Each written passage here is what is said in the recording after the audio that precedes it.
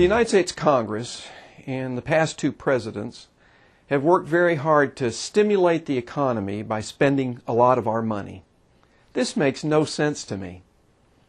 How does it make any sense when we're $12 trillion in debt to borrow hundreds of billions of dollars more to stimulate the economy by putting ourselves further in debt?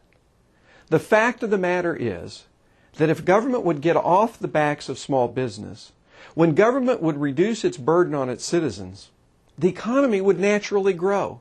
And every period when we've reduced taxes, when we lowered burdens on the economy has grown. That's what we should be focused on doing in Congress instead of putting more burdens on people. Now, there was one particularly nasty piece of legislation called the Troubled Asset Relief Program, or TARP, also known as the Wall Street Bailout. That legislation gave Wall Street banks $700 billion in loans that they could not get on the commercial market because they had so mismanaged their portfolios. Now, we have to ask ourselves this question: how is it that those banks got in the business of needing a government bailout? And the fact of the matter is that it's because they took inordinate risks. They loaned money to people that they had no business loaning money to. They invested their money in investments that they had no business investing in. But they did that because they were willing to take high risks because they wanted a higher return than they otherwise would have gotten. And when they got in trouble, they went right to the Congress and said, bail us out. The government has no business bailing out businesses that belong in the commercial marketplace, earning their margins and earning their revenues by competing with other businesses. That's the way a free market is supposed to work.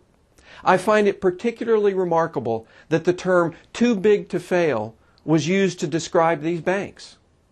Well, isn't it interesting that in 2008, the same year the Wall Street bailout was passed for $700 billion, that same year, 1 million American families were forced to file for personal bankruptcy protection.